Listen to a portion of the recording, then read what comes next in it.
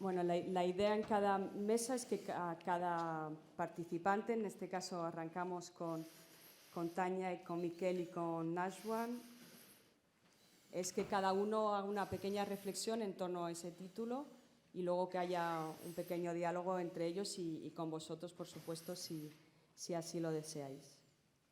Pero no sabemos dónde está ahora mismo el otro ponente. Always the poet. Sí, o podéis empezar. Empieza Siempre Miquel. es el poeta el que llega tarde. Vale, esperaremos a Najwan. Abans que res volia dir que es per mi un honor estar Quería decir en primer en lugar aquestes que es un trobades, honor para mí estar aquí en estas trovadas con el nombre de estas trovadas, trovadas Albert Camus, y estar en Menorca, en Sant Lluís, en un teatro lleno, es una maravilla. Dir que como periodista, cuando estás trabajando en la redacción y recibes un email que te dice que te invitan a un evento como este, no debes consultar la agenda porque debes decir que sí directamente, sin tener en cuenta lo que tienes agendado. Para un periodista, Camus, y sobre todo para periodistas de mi generación, cuando todavía en las escuelas había planes de lectura realment ambiciosos y leíamos autores universales, para mí fue un maestro no solo en la escritura, sino también en el sentido crítico. Del debate de hoy, el enunciado que nos ponen, ¿no? De hecho, sirve para todo, ¿no? Porque las palabras mienten y matan, es obvio. Pero está bien reflexionar sobre ello, esta es una ocasión y vamos a hacerlo. Yo creo que las palabras mienten, las palabras matan, las palabras difaman, humillan, señalan, tergiversan y que en último extremo evidentemente pueden llegar a matar, ¿no? Hemos visto ejemplos recientes muy bien estudiados de cómo algunos asesinatos cometidos por supremacistas blancos en Estados Unidos estaban motivados por una campaña en redes sociales muy señalada. Cito esto porque son casos estudiados, ¿eh? Esto no quiere decir, evidentemente, que solo pase en Estados Unidos, pasa en todas partes. Pero las palabras también, además de mentir, las palabras también pueden servir para narrar, para seducir, para explicar, para describir, para enamorar. Y ahí tenemos pues, los ejemplos de nuestro compañero con el que esperamos reunirnos pronto, Najwan, poeta, que reúne en su obra todo esto, o con las imágenes, ¿no? de Tania en esos reportajes que ella está ilustrando para The Wall Street Journal, ¿no? desde Ramallah en este momento, ¿no? Bueno, luego lo explicará ella. Y cuidado, también hay palabras que seducen y enamoran para mentir y para difundir bulos, ¿no? Son ese uso de las palabras que vemos que tiene esa intención de captar adeptos para luego pues, descalificar al adversario político o para muchos otros usos. A lo largo de la historia hemos visto muchos ejemplos del uso de palabras que no solo terminan en muerte, sino en la máxima expresión de lo que es la muerte, que es el genocidio, ¿no? Algunas se repiten a lo largo de la historia. Hemos visto la misma palabra, por ejemplo, cucaracha, se empleó para deshumanizar a los judíos en la Alemania nazi y se empleó en Ruanda contra los tutsis. Entonces, es la misma palabra utilizada con el mismo objetivo perverso, o cuando se decía viejos, no en un sentido, no necesariamente personas ancianas, sino viejos para calificar, para apuntar contra las víctimas de la revolución cultural en China.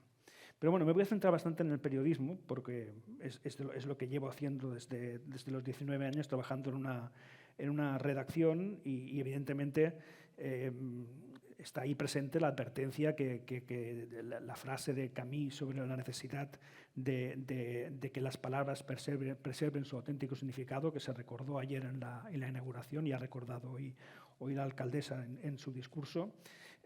Hay que decir las cosas por su nombre. No se puede hablar de lucha armada cuando estamos hablando de terrorismo contra civiles. Las guerras son guerras y no son operaciones especiales, y bombardear población civil no es una acción de autodefensa, sino que es el bombardeo de población civil. En periodos como este, es una cosa que hemos comentado en la redacción recientemente, Recomendaría a los periodistas jóvenes la lectura de los textos de Stefan Zweig, que se refieren sobre todo a esos días previos a las grandes contiendas mundiales, a las grandes guerras mundiales, ¿no? Porque es un gran narrador de esos primeros momentos. Entonces, antes de venir, perdón, releí algunos capítulos de su libro El mundo de ayer, y hay una anécdota que me parece muy interesante recordar. Días antes de ese famoso disparo en Sarajevo que cambió la historia del mundo tal como lo conocíamos, él hace una descripción de una visita a un cine en una pequeña aldea francesa. Están viendo la película, y antes de la película pasan una serie de documentales sobre la vida cotidiana, la gente se ríe, y de repente, cuando aparecen unas imágenes del Kaiser Guillermo II, todo el cine empieza a buchear, ¿no? A pitar y a buchear. Entonces a él le sorprende esta reacción tan espontánea. Entonces analiza cómo la gracia de esto es la expresión que utiliza, la propaganda del odio, ¿no? Creemos que estamos ahora definiendo nuevas realidades cuando esto tiene un fuerte anclaje en el pasado, ¿no? La propaganda del odio que puede llevar, mediante las palabras tergiversadas, a provocar ese tipo de reacción, ¿no? Todos sabemos en los días siguientes, cuando estalló la guerra, con qué entusiasmo, llevados por esta descalificación del adversario y el ensalzamiento de los propios valores de cada uno de los países del conflicto, con qué entusiasmo se produjo aquella movilización, ¿no? Con qué entusiasmo las familias llevaban a sus hijos a despedirlos en las estaciones cuando se iban al frente. Eran evidentemente palabras que mentían y mataban, en este caso, a gran escala, ¿no? Lo mejor del caso es que luego, en la Segunda Guerra Mundial, 30 años después, este entusiasmo obviamente no existe, y la movilización es mucho más compleja. Y esto pasa, pues, entre otras cosas, porque ha habido una serie de palabras que en este caso no han mentido, sino que han explicado la verdad sobre el horror de la guerra, ¿no? Desde las crónicas de los periódicos hasta el cine de Jean Renoir con La gran ilusión, o las novelas de Remarque o Robert Graves, que son palabras que realmente explicaban el horror. Un siglo después vemos como los gobiernos de, por ejemplo, por poner un ejemplo, de Ucrania o de Rusia son incapaces de encontrar esas palabras y tienen que recurrir ya a movilizaciones forzadas con amenazas. En el periodismo de hoy, lo que nos encontramos, intoxicación, información interesada, filtraciones interesadas, esto ha existido siempre, desde el origen del periodismo. Lo que pasa es que ahora en los medios nos encontramos con esto a gran escala, ¿no? A gran escala porque desde hace unos años las redes sociales, las autopistas de información se han convertido también en las redes por las que circulan la desinformación a gran escala, que nos obliga a estar muy a menudo a la defensiva, centrando muchas energías en determinar qué hay de cierto o no en la información que nos llega. Y esto sin conocer todavía el alcance del gran poder distorsionador que tiene la inteligencia artificial en este mismo contexto, ¿no? Decía que estas redes impactan mucho en los medios, y estos pueden actuar. He seleccionado, como evidentemente la vida está llena de matices, y esto estoy reduciendo mucho la realidad a tres supuestos, pero son tres maneras en las que los medios reaccionan frente a esta avalancha de información falsa que muchas veces los medios reelaboran y que en ocasiones incluso están en el origen de esta información. Por un lado, los medios pueden asumir estas mentiras y amplificarlas porque sintonizan con el mensaje que quieren dar a sus lectores o a sus espectadores o oyentes según el formato. Es una opción legítima desde el punto de vista comercial, pero evidentemente eso no es periodismo. El periodismo es otra cosa.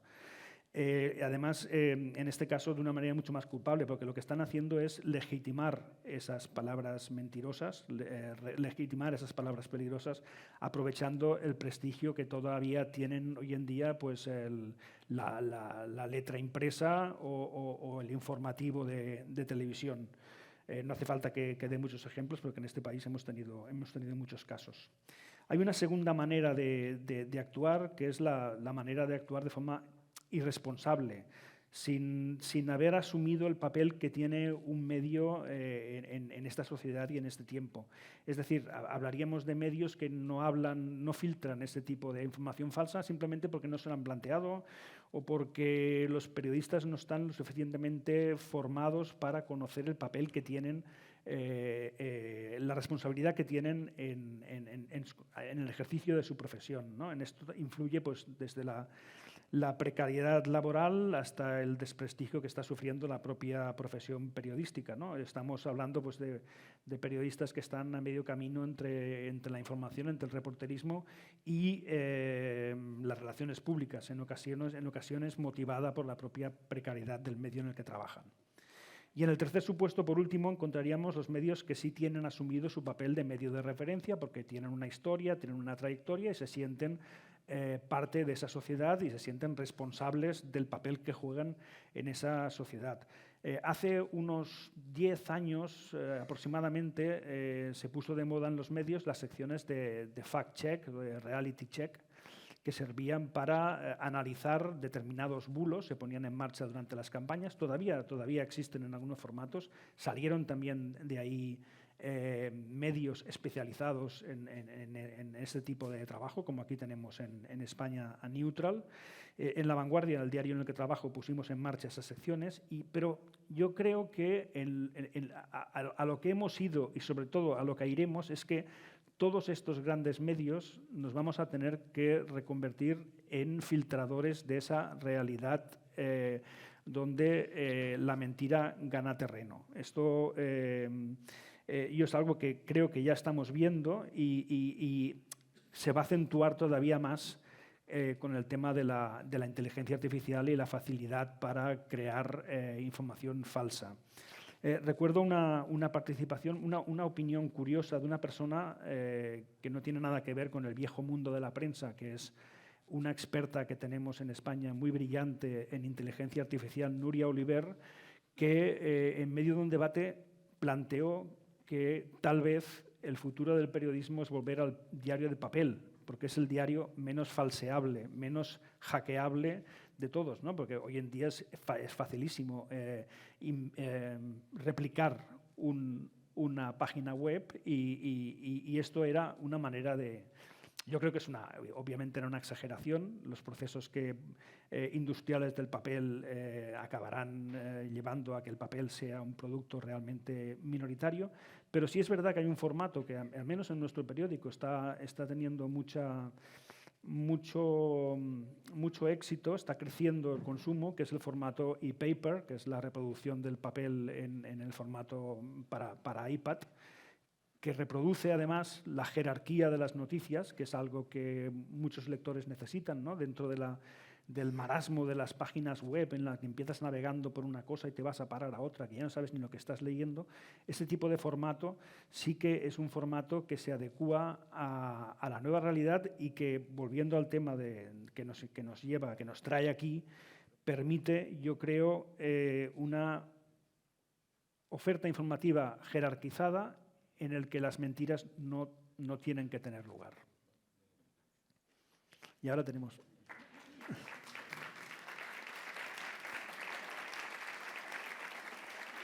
Gracias.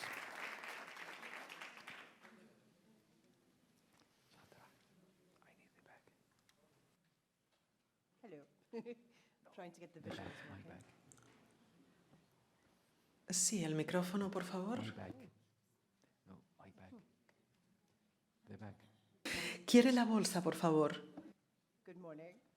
Really an honor. Buenos días. Es un honor estar aquí entre tantas mentes distinguidas y compañeros. Ha sido maravilloso. Muchísimas gracias por su invitación. Love the premise.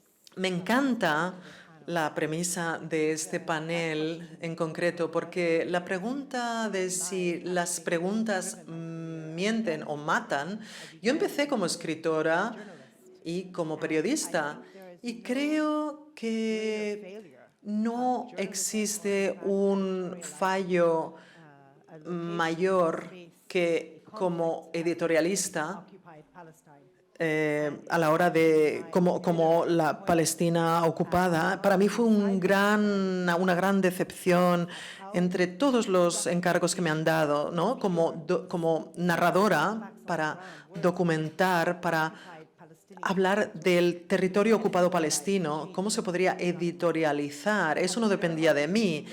Recuerdo que discutí largo y tendido con el Wall Street Journal, con el New York Times, perdón, hace 10 años, y eliminaron la palabra ocupada. Y solo dijeron que se trataba de Cisjordania.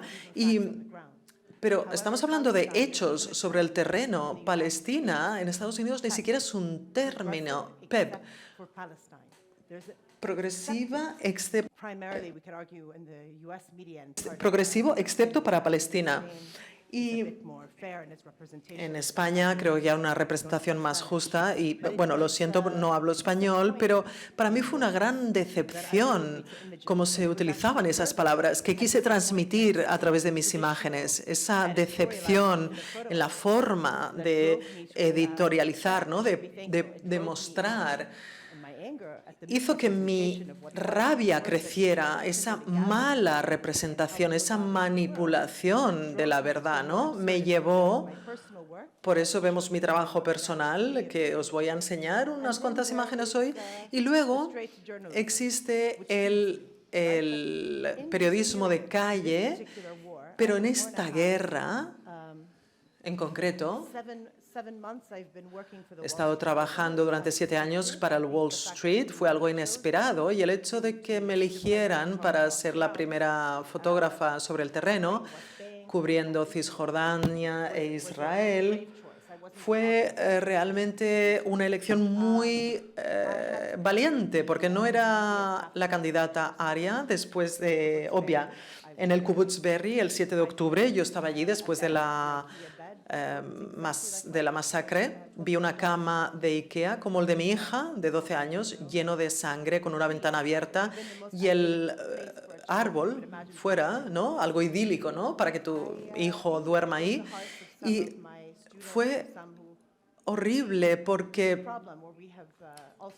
tenemos un problema, y es que algunos de los fracasos del periodismo y esta mala interpretación, yo creo que tenía la posición privilegiada de poder documentar ese momento, ese lugar, ese espacio, esa guerra en particular, porque, como digo, no estás cubriendo la Cisjordania ocupada, el genocidio en Gaza.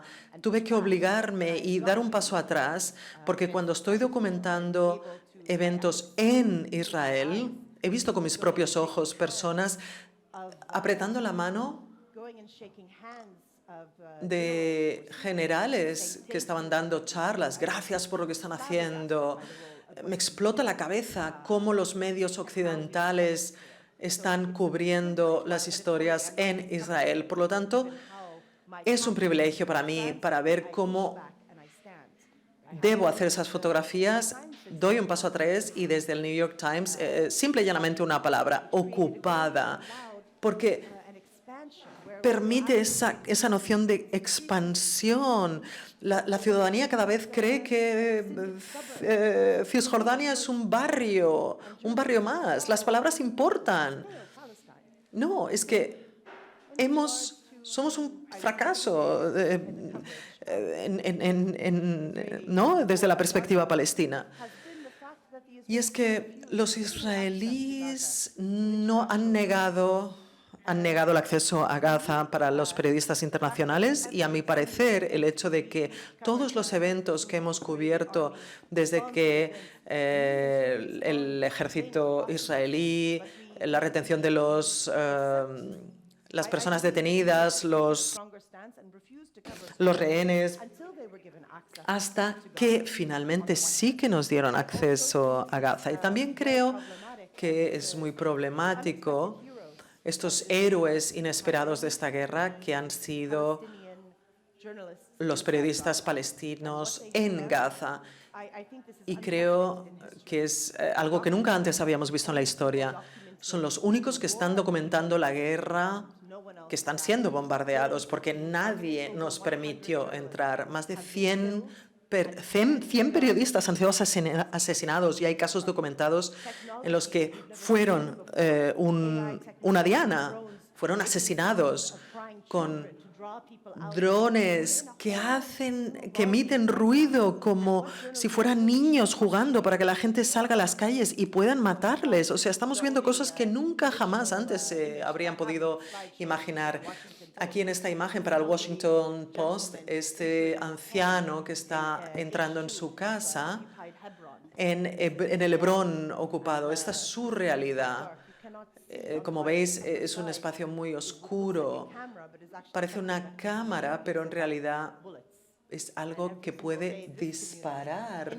Cada día estas personas entran en sus hogares y la esposa es de una parte distinta de Hebrón. La familia, por ejemplo, política no puede acceder. Lo que parece una distopía, parece algo surreal, pero es real. Es decir, descubrí que mi trabajo como documentalista personal y las influencias en las que he aprendido como Kafka, por ejemplo, vemos que esa realidad es una verdad más absoluta que las imágenes editoriales.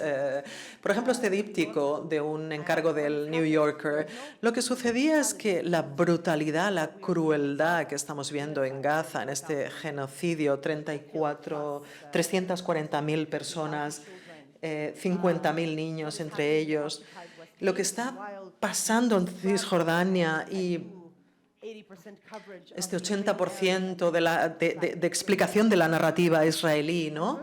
La prohibición de acceso, el rechazo a que los periodistas internacionales pudieran entrar, como digo.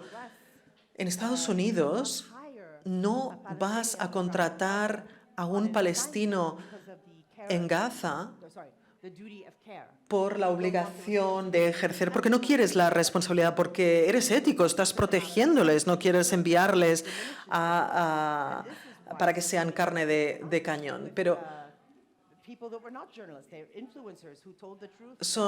vemos que hay influencers, ¿no? Periodistas improvisados que están explicando lo que está pasando en Gaza. Y en Israel, con miles y miles de millones desde Tel Aviv, están explicando, ¿no?, a un punto tan alejado, explicando con muchísimo dinero lo que está pasando desde la perspectiva israelí. Y en Gaza vemos, por ejemplo, en esta escena particular, el fenómeno de las personas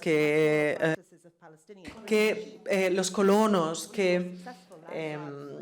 En este caso, en Cisjordania, veíamos a este hombre, este anciano en particular, que veis al lado izquierdo, que había sido expulsado de su casa y porque en ese momento había un periodista del New Yorker, el señor quería escaparse corriendo para ver si ya habían ocupado su casa y con terror le dijeron, no vaya, por favor. Y el hombre con esa capacidad, con dos periodistas, se animó tuvo el coraje de ir.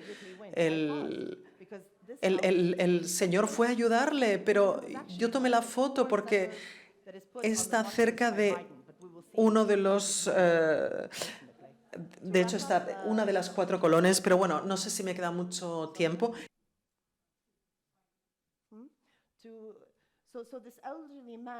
Y este señor fue súper emotivo. Había un perro muerto de hambre por allí y miró dentro de su casa y aquí, en esta imagen a mano derecha, es un pájaro muerto que habían matado, que habían colgado a propósito, como algo simbólico en la puerta de su casa.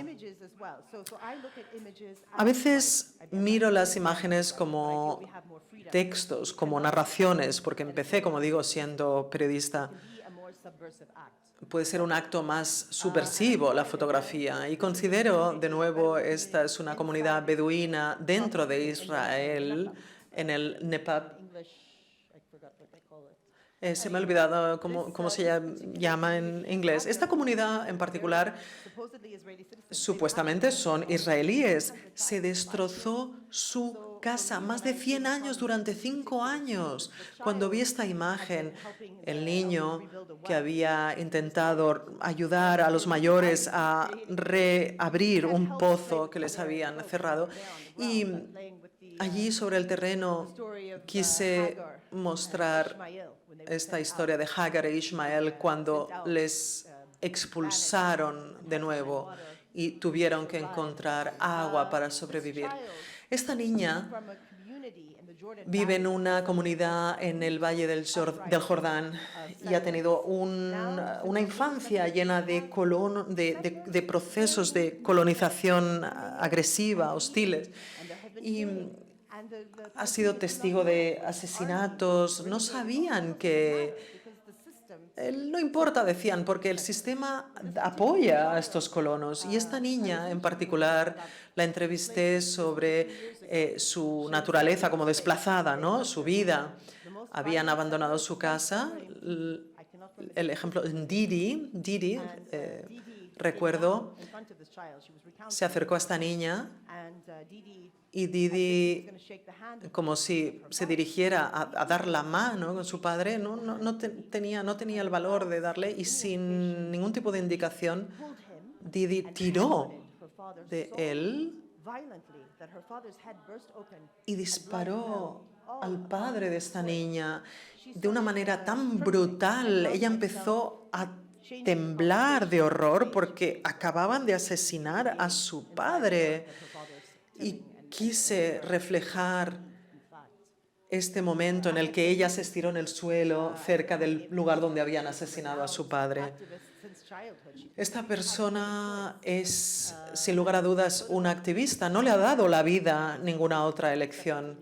Esta mujer, concretamente, esta joven tenía 17 años, había abandonado la cárcel, no pudo acabar sus estudios de secundaria, y cuando el New Yorker me pidió que fuera a hacer este encargo, creo que tienes que arriesgarte, porque si tienes que tener una postura ética, cada vez es más difícil hacerlo, pero no pude contenerme. Vi un montón de medios de comunicación tomando fotografías alrededor de ella y le dije: pero dejadla, está cansada, está enfadada, por favor, dadle un respiro. Y no sé, yo no habría hecho, o sea, era más importante dejar que ella descansara, y por suerte un año más tarde sí que pude acceder, y le dije: ¿cómo quieres que te represente? En un momento pacífico, de tranquilidad, y me dijo que sí. Entonces tuve la oportunidad de poder... ha conseguido una beca, creo que en Barcelona o Madrid. Es maravilloso porque España le ha dado apoyo. Podrá venir aquí a hacer un máster en Derecho. Y para resumir, me gustaría hablar de la importancia de este premio. Incipiente, el premio... Algo que empieza, algo incipiente. Vale, entiendo. Pues este premio, dos de los finalistas que creo que están aquí entre el público, dos fotógrafos de Alejandría, Egipto, y el tercero de Libia, un fotógrafo estupendo. ¿Está aquí? Maúl, qué bien. Genial, qué bien que te conoceré. Pues este premio en concreto y este tipo nos dan la capacidad a nosotros, a quienes se nos ha negado el acceso a los medios de comunicación en general, y los periodistas que caen en paracaídas, ahí sí que, por supuesto, puedes entrar, pero no tienes... Es decir, en Egipto, por ejemplo, es peligroso. La fotografía para nosotros, con las imágenes puedes jugar un poco más y narrar mejor el sentido del peligro, ¿no? Y ahora es fundamental, se está haciendo un trabajo metafórico para criticar desde la seguridad para los fotógrafos y a las personas que les permiten que su historia sea narrada. Y este premio este tipo de premios, como Abdul Shanem o Habba, que ganaron en ediciones anteriores, permite que las voces de los jóvenes fotógrafos sean escuchadas, porque todos hemos fracasado. Los medios de comunicación tradicionales han fracasado y este tipo de comunicación es imperativa. Me siento muy agradecida por su trabajo. Esta familia, el padre lo asesinaron, de hecho se puede ver la sangre todavía en el primer escalón de la escalera. El 7 de octubre fue uno de los primeros palestinos asesinados y este fue un encargo de Le Monde. Estos son visitantes americanos que fueron a una colonia para aprender a disparar. Estas pistolas son falsas, pero la escena era surreal. Y aquí vemos nuestra resistencia en Cisjordania. Muy pocos han logrado conseguir pistolas así. Una estándar cuesta $22.000. Son militantes, son muy jóvenes y siempre sus pistolas están decoradas con pegatinas de amigos que fueron asesinados por el ejército israelí. Y estos ejemplos te añaden capas, ¿no? Matices a la historia. No podemos obviar estos detalles en la narración en Occidente. Y este momento de resistencia tan breve en Palestina crearon la noche de la confusión, algunos colonos que se estaban acercando y la comunidad sabía que cerca, en Duma, los colonos habían quemado una casa y quemaron vivos a una familia con niños.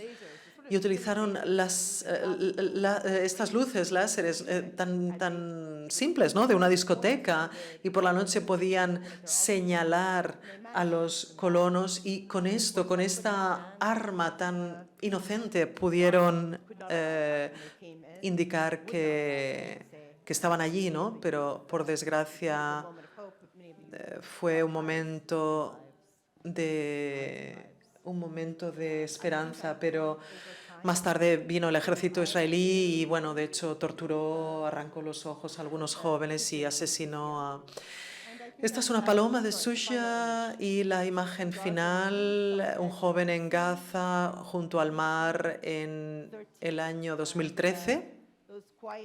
Esos momentos de desesperación, ¿no?, de gestación de un futuro problema en el que nos encontramos ahora, ¿no? Y me gustaría poder utilizar lo que está utilizando en Gaza para que nos sirva para autocuestionarnos como creadores, fotógrafos, escritores. Y con esto acabo y le cedo la palabra a mi magnífico compañero poeta Najwan.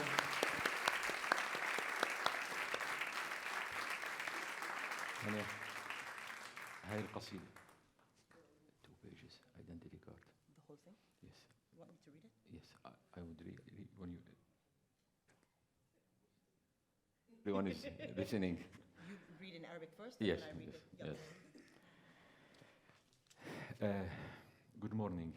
Bien, buenos días. This is the earliest panel I ever participated in. Esta es la mesa redonda en la que he participado y que se celebra más pronto. Yo normalmente ahora mismo estoy durmiendo.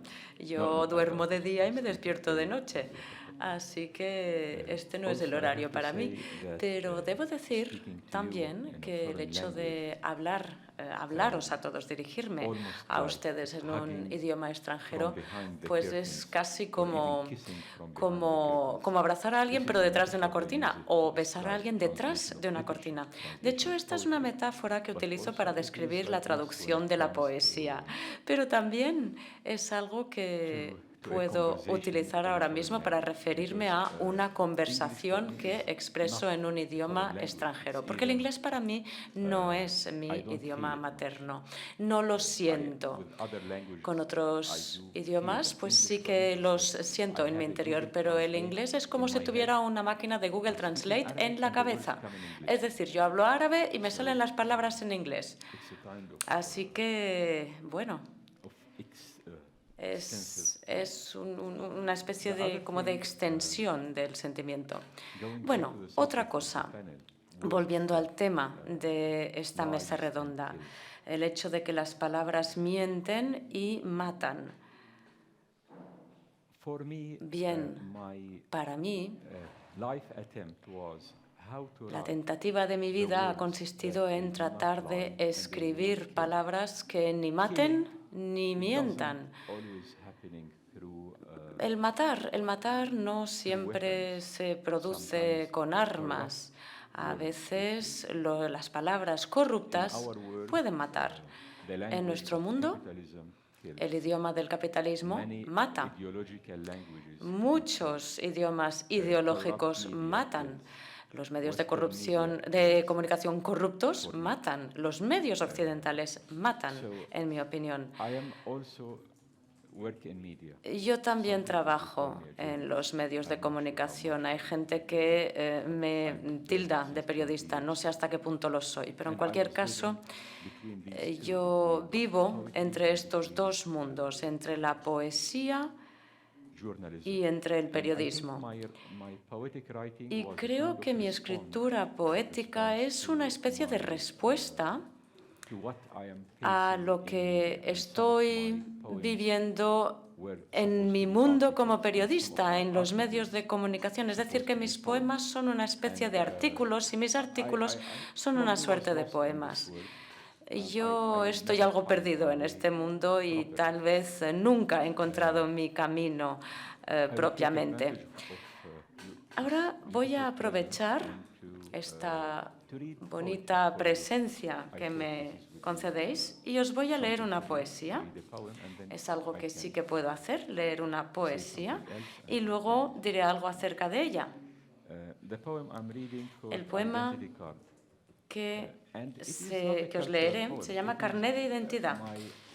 Es mi carné de identidad real. El carné de identidad es algo con muchos sentidos. En Palestina, por ejemplo, uno tiene que guardar consigo el carné de identidad siempre, porque en cualquier lugar te pueden detener y te lo pueden pedir. Así que la identidad, el carnet de identidad, bueno, tenemos diferentes identidades y colores de identidad en función de nuestro estatus. El infierno de la ocupación israelí es el infierno de Dante y realmente tenemos ahí diferentes niveles del infierno, ¿verdad? Pues bien, aquí tengo mi identidad personal, no es una cultura, eso es quién soy yo. Y de hecho, cuando yo escribí este poema, en ese momento, estoy hablando de hace 10, 12 años o 13 años incluso, pues ahora mismo la verdad es que si volviera a escribir este poema, pues tal vez cambiaría algo. Yo lo voy a leer en árabe y está la traducción del poema en español, es una traducción que leeremos. Y mi amiga Tania, mi querida amiga Tania, lo podrá leer en inglés, porque ella también forma parte de mi identidad. Ella es jordana, charquisia, y yo también he escrito acerca de pueblos que forman parte de mi identidad como palestino y árabe.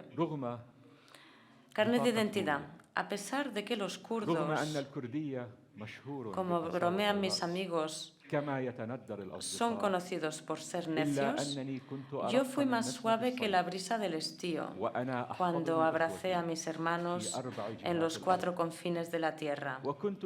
Fui el armenio que no creyó en las lágrimas bajo los párpados nevados de la historia, que cubre tanto a los asesinados como a los asesinos. ¿Es acaso demasiado, después de todo lo sucedido, arrojar mis poemas al barrio? En cualquier caso, fui un sirio de Belén, que entonó las palabras de su hermano armenio, un turco de Konya que entró en Jerusalén por la puerta de Damasco. Y hace poco llegué al bancal de Wadi al-Sir y fui recibido por la brisa que solo entendió el sentido de un hombre que venía de las montañas del Cáucaso, sin más compañía que su gloria y la de los huesos de sus antepasados. Y tan pronto pisó mi corazón suelo argelino, ni un momento momento dudé de que yo era Amazigh. Y allí donde fui pensaron que yo era iraquí y no estaban equivocados. Algunas veces me considero egipcio. Vivo y muero una y otra vez junto al Nilo con mis ancestros africanos.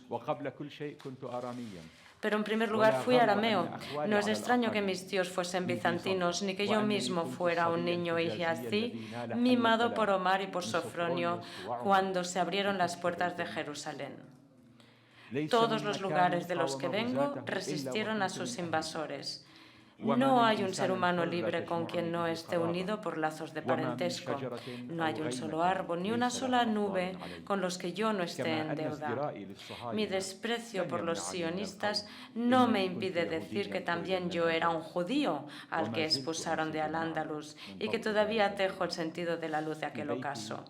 En mi casa hay una ventana que da a Grecia, un icono que apunta a Rusia, un eterno aroma que llega de Hiyaz y un espejo frente al cual, cada vez que me miro, contemplo la primavera en los jardines de Shiraz, Isfahan y Bujará. De no ser así, uno no es árabe.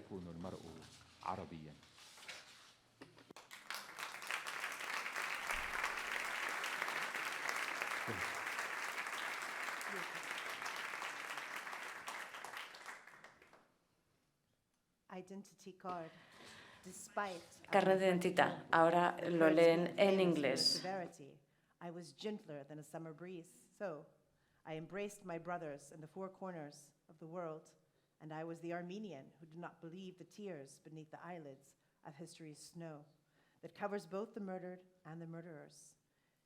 Is it so much, after all that has happened, to drop my poetry in the mud? In every case, I was a Syrian from Bethlehem, raising the words of my Armenian brother, and a Turk from Konya entering the gate of Damascus. And a little while ago, I arrived in Bayad al-Wadi Sir and was welcomed by the breeze that alone knew the meaning of a man coming from the Caucasus Mountains, his only companions, his dignity and the bones of his ancestors.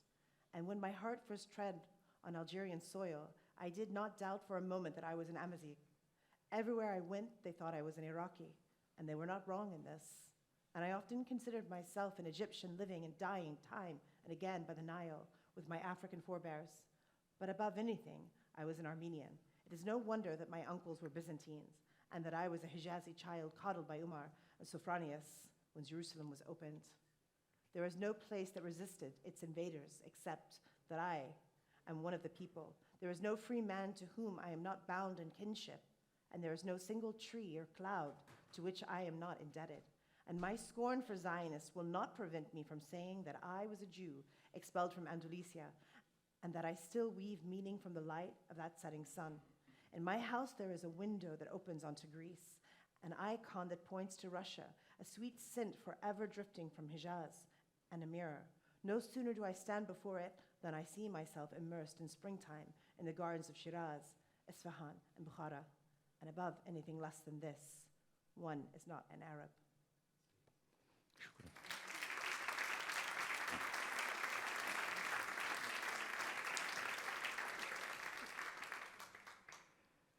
So, Arabic, English. Pues bien, ese es el inglés árabe. Volvemos a él. Otra cosa que yo quería decir. Como todos sabéis, estamos ahora en el séptimo mes de un genocidio que aparece por la tele. En la historia hemos leído de genocidios, hemos visto fotografías una vez se han producido, pero ahora mismo lo estamos viendo en directo. Estamos asistiendo a este genocidio que sale por la televisión, que lo vemos por el teléfono móvil 24 horas al día y no podemos detenerlo. Y nadie lo ve. No sé qué medios de comunicación tenemos hoy y qué han hecho los medios de comunicación a la gente en todo el mundo como para que esto pueda pasar desapercibido, como para que esto pueda pasar con el efecto que está teniendo. Es como un efecto pornográfico de los medios de comunicación, un efecto que hace que la gente pierda sus sentimientos cuando ve algo tras una pantalla. Ya no pueden sentir nada. Y, de hecho, cuando alguien escribe desde mi posición, desde mi postura, pues existe un reto. Y el reto es el siguiente. El reto es ¿cómo puedes escribir, de hecho, en medio de esta realidad? ¿Cómo puedes atreverte a escribir, atreverte incluso a hablar? ¿Cómo puedes verte empujado hacia el rincón de la víctima, porque tienes que estar ahí? Y las víctimas normalmente no son suficientemente elocuentes debido a la situación para contarte su discurso. Y ese discurso, esa narrativa, tampoco llega si es que existe la narrativa. Y si llega, no se interpreta bien. Con lo cual, hay quien diría que hemos perdido. De hecho, ayer, en cuanto a los palestinos, yo tenía una conversación con un querido amigo que me decía que si seguimos así, vamos a seguir perdiendo. Y seguir así significa seguir con la resistencia. Y creo que la resistencia es esencial. Es esencial para la dignidad humana. Y la vida no es solo cuestión de supervivencia física, sino que va más allá, es cuestión de dignidad humana. No negaré que no estamos en buena posición ahora mismo. Cuando pensamos en la guerra y el tipo de mundo en el cual vivimos, estamos viviendo en el peor mundo que nos ha tocado vivir, en el peor mundo que podamos encontrar. He leído la historia de Oriente Medio y ahora mismo el mundo que tenemos es el peor. Creo también que los líderes que tenemos ahora mismo son peores que los que existían en la Edad Media. Los líderes de la Edad Media tenían más humanidad. Hoy en día, cuando vemos a los líderes internacionales por Internet y el liderazgo que tienen y el nivel de eficiencia o el conocimiento que tienen o su sentido de la razón es pésimo. Voy a leer ahora un poema que se llama Nada que perder. Y con eso acabaré mi intervención.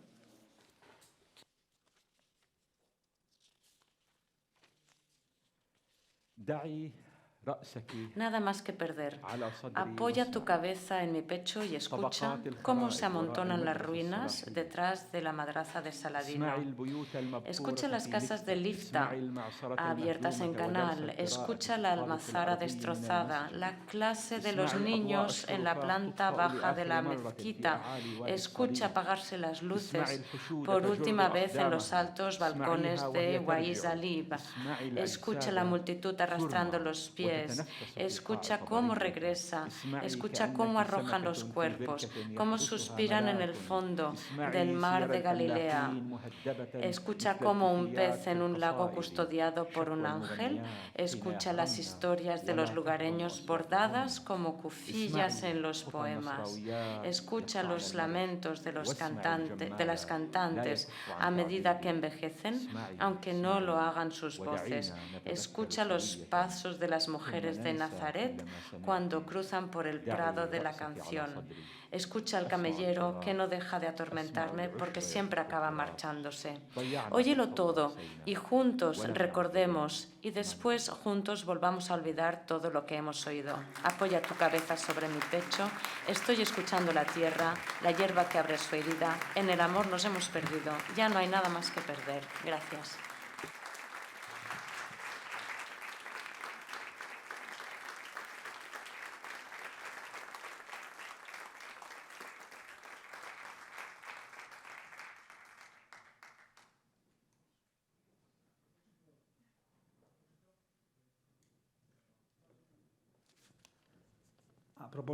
Sí, ahora sí.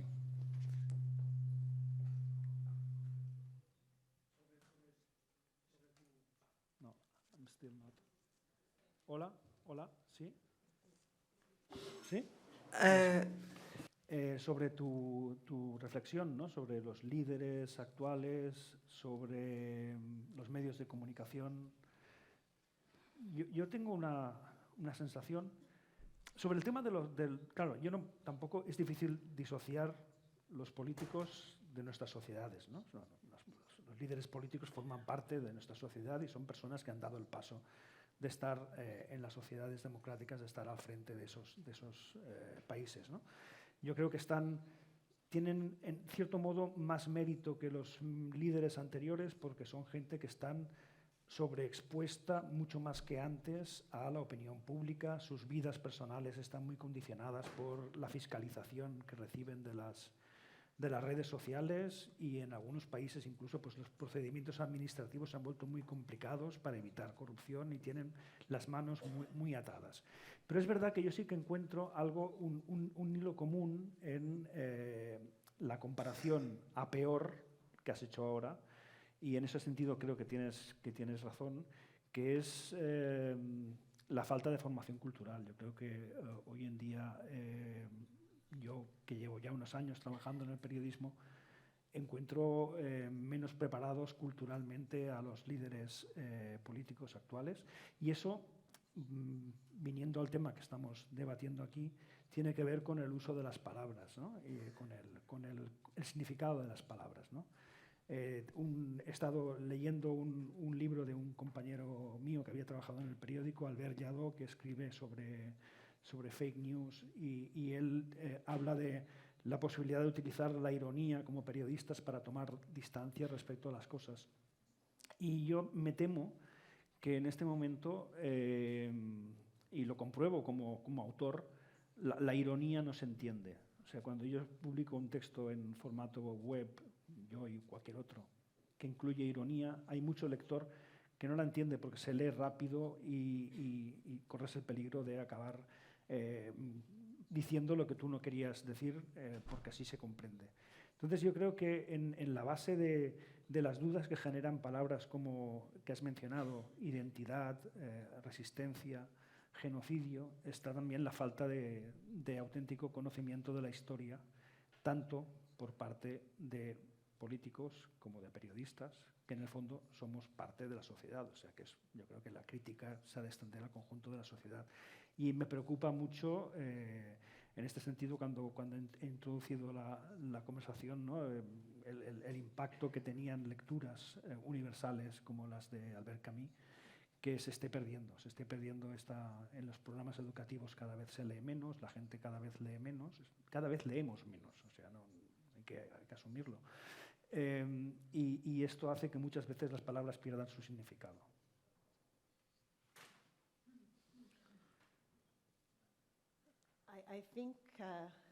Creo, si entendí bien, gracias a la traducción, hay menos intención y tiempo para leer, hay el deseo de interactuar, pero no hay el hecho de tener tiempo y espacio para abrir, tocar el papel, pasar la página, disfrutar del acto de lectura. Tienes que compartimentalizar, o sea, dar bits de información, y esa falta de comprensión del contexto histórico, porque a veces no se permite por un recuento de palabras, una velocidad. Hay que dar contexto histórico. Se limita la pieza del New Yorker, el escritor. De hecho, no le volverán a contratar por la revista porque se redujo a un punto que era ridículo, porque le obligaron a eliminar una explicación de qué es la Nakba, el genocidio en Palestina. Y si eliminas esto, voy a eliminar mi nombre del artículo. Y claro, la pérdida es que ya no volverán a contratarle. Y el último comentario en cuanto a ironía, lo que comentabas, creo que la ironía en el contexto de la narrativa palestina o en Oriente Medio, la verdad es que a menudo es denigrada, no tiene espacio. al niño que asesinaron, una de las imágenes en Gaza, era interesante porque en cierto modo causó la segunda, o detonó la segunda intifada. ¿Recuerdas aquel niño Mohamed Dullah, aquel crío que fue asesinado detrás de su padre? El fotógrafo francés que tomó esa imagen dejó al mundo en shock, ¿no? ¿Qué ha hecho la fotografía, la gran fotografía, explicando la verdad cruda más absoluta? La respuesta israelí fue que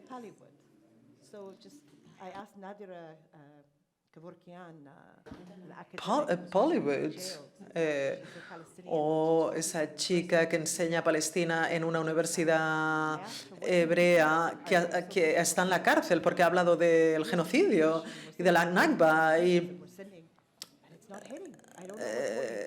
que no puedes esconder las imágenes. Le he dicho, ¿qué podemos hacer? ¿Cómo podemos mejorar nuestro trabajo? Y le comentaba, y ella me respondió, debemos permitir que las palabras de las heridas hablen. Ese fue su consejo, no sé, lo intento. ¿Qué opinas, querido compañero? Creo que el peor asesino es el silencio. En la historia hubo momentos terribles de silencio que todavía están causando muertes hoy en día, porque cuando sucede un genocidio, un crimen de guerra, una dictadura, cuando estos crímenes son silenciados, el silencio no se extiende sobre este tirano o este régimen dictatorial, sino que va a continuar a posponerse en el futuro. Ahora tengo la sensación de que en Palestina estamos pagando por el precio de muchos millones de silencios a lo largo de la historia. Y opino que el genocidio no se detendría en Palestina, podría extenderse a muchos países. Y, para ser sincero, nadie está seguro, porque en general los humanos debemos discernir y diferenciarnos entre nuestros hermanos y hermanas, otras especies animales, pero nosotros, Homo sapiens, tenemos imaginación, tenemos el don de la imaginación, es nuestra diferencia principal. Cuando el carnicero sacrifica a un animal, cuando lo degolla, otros animales pueden pensar que están tranquilos hasta que al día siguiente el carnicero vuelve de nuevo con el cuchillo para matar a otro animal. Y por desgracia los humanos estamos actuando como esos animales también. Estamos viendo, bueno, el genocidio no está sucediendo en Europa, no me está pasando a mí. Y están pensando que están seguros, pero nadie está seguro actualmente. El genocidio podría extenderse como un cáncer y tenemos que detenerlo. Por supuesto, no deseo que lo que estamos sufriendo en Palestina suceda en ningún otro país. No se lo deseo ni siquiera al peor de mis enemigos. ¿Quiénes son mis enemigos? Los colonos. Y estoy también en contra de cualquier forma de régimen que vilipendie la dignidad humana. Por desgracia, ya no hay formas de socialismo sólido, pero la justicia social y la dignidad humana son la base de todo, en realidad. Yo creo...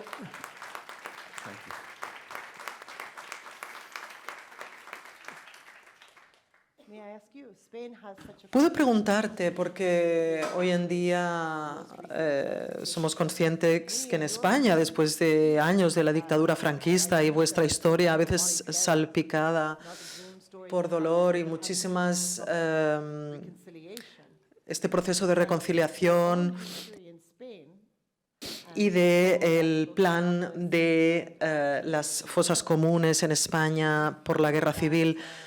En este contexto, ¿usted opina que el hecho de que algunos de estos cadáveres no hayan sido exhumados y esta historia tan compleja en España con la dictadura de Franco, que no hace tantos años, ¿no? Opino que todavía hay cuerpos de víctimas que no han sido no han salido a la luz, ¿no? Todavía están en las fosas. Me parece que es muy doloroso cómo esto ha permitido realmente sanarse como pueblo, como novelista, como periodista y escritor. Estamos hablando de nuestro genocidio, ¿no? Que por supuesto está conectado con lo que estamos viendo en Estados Unidos ahora mismo o en Francia con las manifestaciones. Todo está conectado. Pero ¿por qué Franco solo? Porque si hablamos de España, por ejemplo, deberíamos hablar del genocidio andaluz, que todavía no ha sido reconocido por el gobierno español. Centenares de miles de andaluces musulmanes, de ciudadanos españoles diferentes que fueron también víctimas de un genocidio. Y esto no se reconoce. ¿Y quién reconoce un genocidio? ¿Quién debe hacerlo? ¿Los americanos? ¿Los americanos reconocen el genocidio de los nativos americanos o los franceses en Argelia? ¿Quién va a reconocerlo? Porque estamos sentados en este mundo tan hipócrita. Oh, Naciones Unidas, derechos humanos, bla, bla, bla. Querida mía, los escritores lo reconocen. Muy pocos, son muy pocos, querido amigo. ¿Cuántos Marion Lebrun tenemos? ¿Cuántos Juan Goytisolo tenemos? Los escritores son pequeñas hormigas, quieren sobrevivir y llegar a final de mes. Quieren morir, de hecho, no sobrevivir, porque creo que la supervivencia física y el bienestar es la muerte para el escritor y para el humano en general. Sobre tu pregunta, sí. Bueno, luego ampliada históricamente con una proyección histórica más amplia por Najwan. Sí, hay un debate y yo estoy en el lado de los que cree que hay que desenterrar estos cuerpos y investigar qué pasó y darles una sepultura adecuada en el tema que planteabas de las fosas comunes que hay hoy en día en España.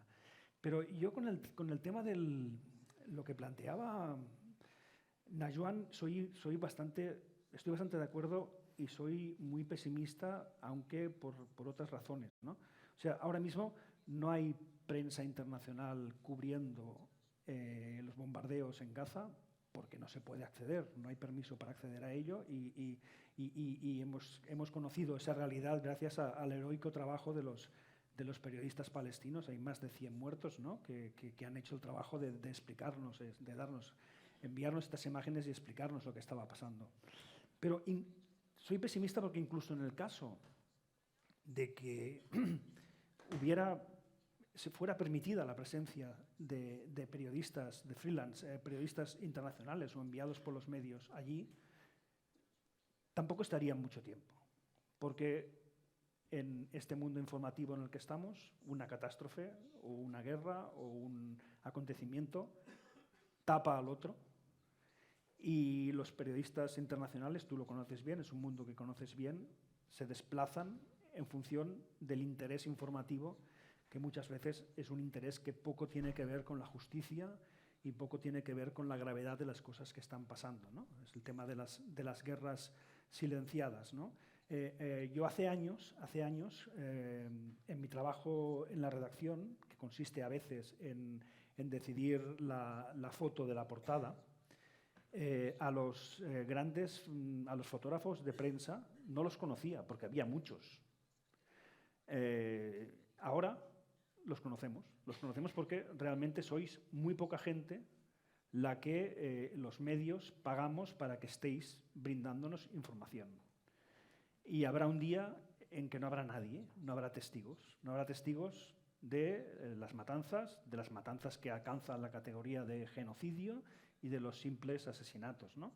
Esto es una discusión que tuvimos cuando en el inicio de la guerra de Ucrania hubo aquella matanza en la ciudad, creo que se llama Bucha, en el norte de Kiev, en la que aparecieron una serie de cadáveres en una calle, ¿no? Y en un debate en el que participé, pues planteé esto, que habrá un día en el que no habrá un periodista de La Vanguardia, de Wall Street Journal, de Le Monde, que pueda explicar esto, porque no habrá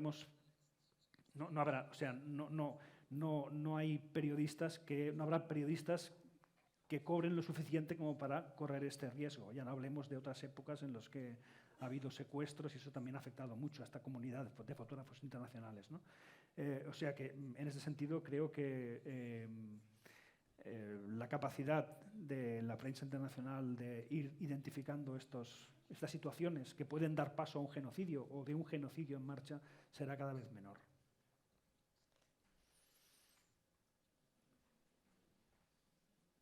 It's happening. In Gaza right Sí, now. y eso ya está sucediendo en Gaza ahora mismo. Y en Ucrania ha habido un refuerzo del periodismo internacional con escritores locales, con fotógrafos locales. Se ha mostrado también las estadísticas hipócritas del gobierno americano. Y ahora, pues sí, hay empatía, porque eso está pasando a las puertas de aquí. Pero en Gaza creo que se produce una situación sin precedentes y ahí el periodismo internacional pues se ha visto prohibida su entrada y los fotógrafos locales están exhaustos y necesitan un refuerzo, necesitan la protección que les daría, en cierto modo, también la presencia de prensa internacional. Pero si es que la prensa internacional hubiera llegado, si lo hubieran conseguido, pues tal vez habría menos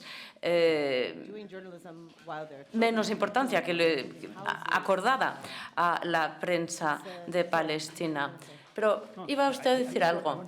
Sí, yo quería decir que si mañana, si decimos, por ejemplo, si el gobierno israelí permite la llegada de prensa internacional a la zona para cubrir la crisis y la guerra en Gaza, pues evidentemente todas las personas que ahora mismo toman fotografías y los periodistas internacionales que están ahora destinados a Ucrania se desplazarían a Gaza y entonces habría pues un vacío de cobertura periodística en Ucrania y entonces unas semanas después todos esos periodistas se desplazarían a otra zona de conflicto porque al final pues solo hay un puñado de estas personas. No estoy del todo de acuerdo con lo que está usted diciendo y seguro que una colega que después participará, muy respetada también, podrá hablar de esto. Yo creo que hay un movimiento, y eso es para bien, de prensa que sí, que está tratando de empoderar a las voces locales y a las voces regionales. Y no creo que haya escasez de periodistas deseosos de contar las cosas. Así que, pero bueno, creo que hay que contar la historia. No creo que haya una falta de periodistas dispuestos a contar la historia. Lo que sí que puede ser es que no haya recursos financieros. Bueno, yo me refiero a periodistas destacados por los medios internacionales y que tengan una gran influencia en sus países. Ese es el punto. Pues no lo sé. Yo creo que habrá siempre un interés editorial y si ahora mismo el punto de mira es Ucrania, a Gaza no le atribuirán los mismos recursos. Es una cuestión de eso. Y eso es lo que pasa también. Ahora estoy trabajando en un documental que se titula Cuando se vaya el último fotógrafo, porque los fotógrafos, vamos, se les empuja al límite y están desesperados. Es humanamente imposible lo que han tenido que aguantar. Y tenemos también mecanismos explosivos en Egipto y se paga por matar $5.000 por matar a alguien. En un espacio así, ¿qué puede llegar a pasar? Al final es toda una especulación. Y ahí de nuevo estamos hablando del fracaso de los medios y del apoyo a este tipo de movimientos. Y también por eso lo que está pasando en Gaza tiene un papel tan importante, pero en cuanto a esta cuestión, pues yo no creo desde el punto de vista práctico. Al final, ¿qué está pasando en Sudán, por ejemplo? O en Yemen, ¿qué ha pasado? ¿Verdad? Habrá más recursos, sí, pero nunca serán los recursos suficientes como para que eso vuelva a estar en la agenda editorial, para que esos conflictos olvidados vuelvan a estar allí. Bueno, yo creo que los dos os estáis tomando a los medios de comunicación muy en serio. Yo no me los tomo en serio, la verdad. No me los tomo en serio, igual que no me tomo en serio las Naciones Unidas y no me tomo en serio este sistema del mundo moderno. Son adornos, son decoraciones y no está mal, pero según donde vivas no sirven de nada. Yo dependo más de la conciencia de las personas y de que las personas puedan encontrar nuevas formas de expresar su humanidad y su solidaridad el uno hacia el otro.